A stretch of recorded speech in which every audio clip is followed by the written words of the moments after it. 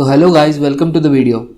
तो आज हम क्लिनिकल रिसर्च हिस्ट्री सीरीज के दूसरे वीडियो के बारे में बात करने वाले हैं, द थैलिडोमाइड ट्रेजेडी।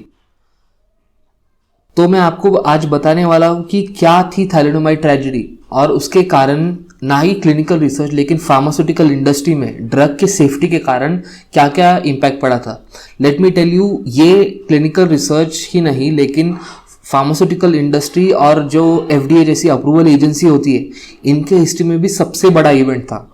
और इस ट्रेजेडी का ना ही उन पेशेंट्स पे मतलब साइड इफेक्ट्स हुआ था, लेकिन उनके फ्यूचर पे भी पड़ा था और उनका फ्यूचर भी एक सिंगल ड्रग के कारण अफेक्ट हुआ था। तो चलिए हम ये वीडियो स्टार्ट करते हैं। Just make sure you watch this video till the end and make sure you like, share and subscribe so that I can come up with very good quality content. So let's begin the video. तो चलो देखते हैं कि क्या है thalidomide और क्यों इसे वंडर ड्रग कहा जाता था। तो मैं बता दूं कि thalidomide was developed in 1950s by a German company which is known as Chemie Grunenthal. तो इस कंपनी ने थैलिडोमाइड या ड्रग बनाया था, वो एंटी कन्वल्सिव मेडिकेशन था। एंटी कन्वल्सिव मेडिकेशन वो होते हैं जो फिट्स या सीजर्स के पेशेंट को दिए जाते हैं, इसके कारण वो रिलैक्स होते हैं। लेकिन इस मेडिकेशन के कारण जो यूजर्स होते थे वो स्लीपी और रिलैक्स फील करने लगे। तो इसके कारण जब जर्मन मार्केट में 1957 में ये ड्रग आया था, तो उसको ओवर द काउंटर भी प्रिस्क्राइब किया जाने लगा। तो मैं बता दूं, ओवर द काउंटर होता है लेकिन जो मेडिकेशन होता है उसके लिए आपको प्रिस्क्रिप्शन की जरूरत नहीं पड़ती। फॉर एग्जांपल आपकी डिस्प्रिन होती है या फिर कोई माइल्ड पेन किलर होती है, जैसे कि आप पैरासिटामोल वगैरह लेते हो। तो over the counter remedy morning sickness के प्रेगनेंसी में जो वुमन होती है उनके लिए भी होने लगा। Now let me tell you कि जब आप कोई मेडिकेशन प्रेग्नेंट वुमन को देते हो, it has to be completely safe ताकि बच्चे पर कोई असर ना पड़े। और 1960 आते आते ये ड्रग इतनी बिकने लगी कि उसने एस्पिरिन के सेल को भी मैच कर दिया। Now let me tell you कि एस्पिरिन एक जो मेडिकेशन है जिसको हम फीवर या फिर पेन किलिंग प्रॉपर्टी के लिए यूज करते हैं, it has a lot of sale even today. तो थैलिडोमाइड उस टाइम में उसके सेल को कंप्लीट करता था and that is the reason that thalidomide provided safe and sound sleep. तो उसको वंडर ड्रग कहा जाने लगा कि इस ड्रग को लेने के बाद लोग आसानी से सो सकते हैं and it was effective in relaxing people. So thalidomide was a wonder drug.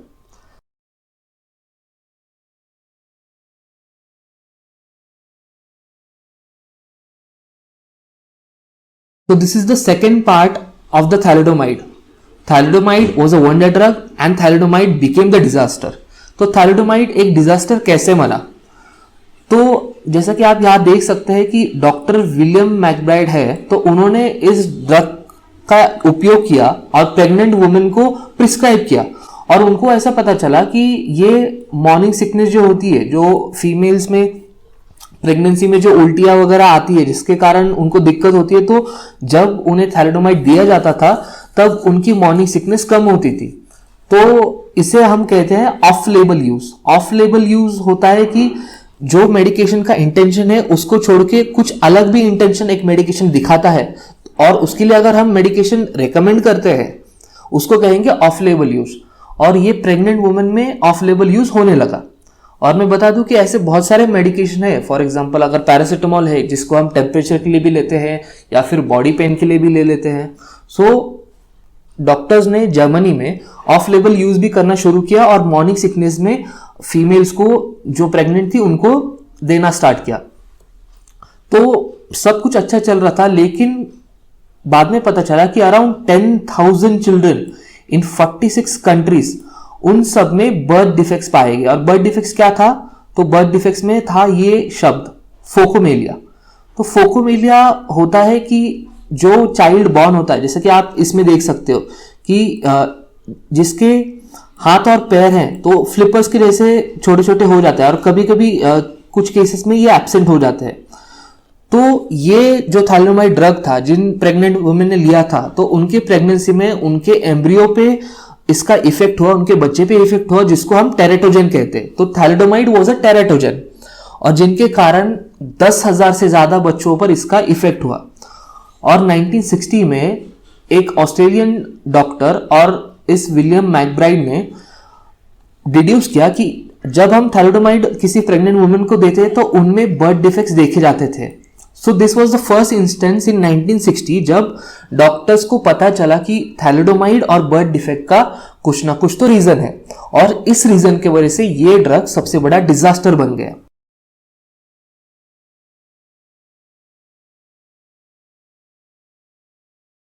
Thalidomide disaster क्यों बना और उसके बर्थ डिफेक्ट्स क्यों दिखाई दिए?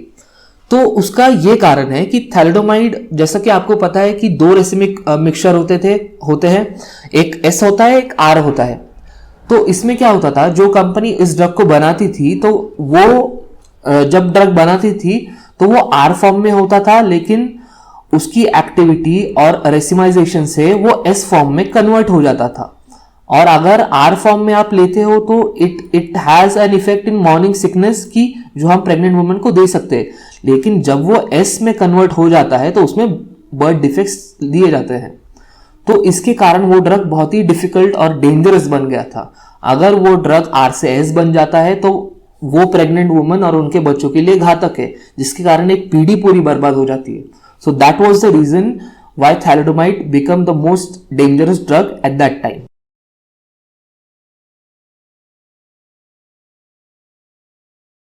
तो आप यहां देख सकते हैं। Now let me tell you, this is the image of the most brave woman that you will ever see in your life.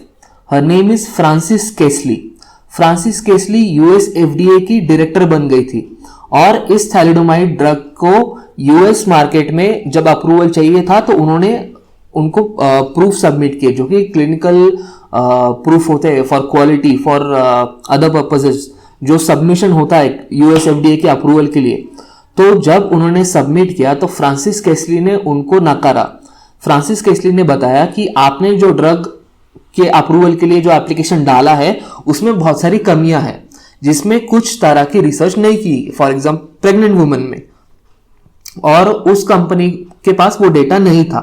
तो उस कंपनी ने क्या किया कि फ्रांसिस केस्ली, जब उस टाइम में एक वुमन हेड थी डॉक्टर फ्रांसिस केस्ली, तो उनको सोसाइटल प्रेशर के कारण, और बहुत सारी अदर फार्मास्यूटिकल कंपनीज जायंट होती है, तो बाहर से भी उन पर प्रेशर डाला गया कि आप कुछ भी करो लेकिन इस ड्रग को अप्रूवल दे दो। लेकिन जैसा कि आपको पता है कि she was a doctor by profession, तो एक हाई मेडिकल एथिक होता है, and also she was the head of the US FDA, तो जिसके कारण उन पर रिस्पॉन्सिबिलिटी थी कि यूएस एफडीए में जो जो ड्रग उनके अंडर अप्रूवल होंगे तो that should be of highest quality and that should save American life, not alter them. तो उसके कारण क्या हुआ कि उन्होंने कितना भी प्रेशर आने दिया लेकिन थैलिडोमाइड को अप्रूवल नहीं दिया, और उनको ये कह दिया कि जब तक आप ऐसे डेटा मुझे प्रेजेंट नहीं करते जिससे प्रूव होता है कि ये ड्रग सेफ है, तब तक मैं अप्रूवल नहीं दूंगी। और जैसा कि आपको पता है कि 1960 आते आते पता चल गया था कि थैलिडोमाइड अगर प्रेग्नेंट वुमेन लेती है तो उनके जो बच्चे होते हैं, एक पूरी जनरेशन बर्बाद हो जाती है, जिनको फोकोमेलिया और अदर बर्थ डिफेक्ट्स होते हैं। सो डॉक्टर फ्रांसिस केस्ली को यूएस के प्रेसिडेंट ने फेलिसिटेट किया और उनको अवार्ड्स मिला for showing her distinctive service towards the people. वो अपना जॉब ही कर रही थी, लेकिन आपको जैसा पता है कि अपना job with highest ethical standard, और जब आप एफडीए की बॉस बन जाते हो तो जो जो अप्रूवल आप ग्रांट करोगे वो सारा अमेरिका वो मेडिकेशन लेगा। So for that reason you should really appreciate her कि उन्होंने जो जो काम किया है। So she was also known as the drug detective, और ये फेडरल सिविल सर्विसेज की वेबसाइट से मैंने लिया है। सो दे इस वीडियो को पॉज किया और ये सारा आप पढ़ सकते हो कि क्या क्या हुआ था, but you must always know this name, doctor Frances केस्ली, जिन्होंने ना ही उस ड्रग को रोका अमेरिका में, लेकिन अमेरिका की एक अच्छी और उज्जवल भविष्य के लिए एक पीढ़ी बचा कर रखी जो थैलिडोमाइड की चपेट में नहीं आई। And that is the reason, अगर यूएस एफडीए किसी ड्रग को अप्रूवल दे देता है तो बाकी की कंट्री भी इजीली अप्रूवल दे देती है, और अगर यूएस एफडीए ने किसी ड्रग को नकारा था तो उसी के कारण जो दूसरी कंट्रीज है उनमें फोकोमेलिया नहीं फैला। So we must appreciate and respect this woman.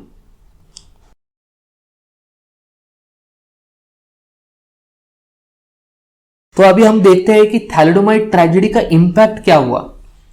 तो जैसा डॉक्टर फ्रांसिस कैसली ने उसको नहीं दिया अप्रूवल थैलिडोमाइड को, और 1960s में पता भी चल गया कि थैलिडोमाइड से फोकोमेलिया जैसे बर्थ डिफेक्ट्स हो सकते हैं, और थैलिडोमाइड जब एस से आर में जाता है और रेसिमाइजेशन होता है तो उससे बर्थ डिफेक्ट्स हो सकते हैं। तो यूएस में केफावर हैरिस अमेंडमेंट आया, जिसने जो food drug and cosmetic act of 1938 है उसमें अमेंडमेंट किए, और उस अमेंडमेंट में बहुत ही क्रिटिकल चेंजेस किए। उन्होंने बताया कि हमें एक फ्रेमवर्क चाहिए, जिस फ्रेमवर्क में ड्रग मैन्युफैक्चरर जो अप्रूवल के लिए, लाइसेंस के लिए अप्लाई करेंगे एफडीए में, तो उनको साइंटिफिकली मेडिकेशन इफेक्टिव ही नहीं लेकिन सेफ करके बताना होगा। मतलब ऐसी स्टडीज करनी होगी, ऐसा डेटा लाना होगा जिसके कारण ये मेडिकेशन सेफ है, वो एफडीए को पता चले। अगर मेडिकेशन, अगर आप एप्लीकेशन देते हो किसी ड्रग का और उसमें सेफ्टी पॉइंट ऑफ व्यू से कोई कॉम्प्रोमाइज है, तो एफडीए उसको अप्रूवल नहीं देगा। द सेकेंड इम्पैक्ट वॉज कि जो न्यू ड्रग एप्लीकेशन होते हैं तो उसमें सब्सटैंशियल एविडेंस दिखना चाहिए ड्रग के इफेक्टिवनेस और सेफ्टी का। ऐसा नहीं कि थोड़ा सा इफेक्ट दिखा but it is unsafe, so it should be highly effective as well as it should be very safe, so that हम थैलिडोमाइड जैसे डिजास्टर को रोक सकें। And this is a milestone moment, जबकि एफडीए ने जब अमेंडमेंट किया फूड ड्रग और कॉस्मेटिक एक्ट को, तो ये एक बड़ी चीज थी जिसके कारण जो गाइडलाइंस थी और जो चेक और बैलेंसेस थे दैट बिकेम वेरी स्ट्रिंजेंट, और उसके कारण पूरी दुनिया को जो गाइडलाइंस मिले, जो कि हम भी यूएस एफडीए के से इंस्पिरेशन लेते हैं, जो इंडियन सीडीएससीओ है, तो हमें पता चला कि गाइडलाइंस में इफेक्टिवनेस ही नहीं तो सेफ्टी का भी कितना महत्व होता है।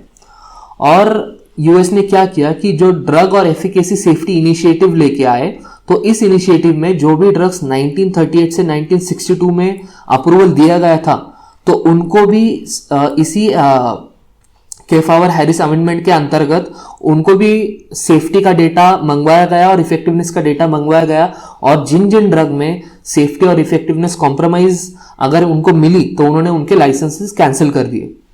तो आपको पता अभी चला कि ड्रग में सेफ्टी और इफेक्टिवनेस का कितना इंपॉर्टेंस है।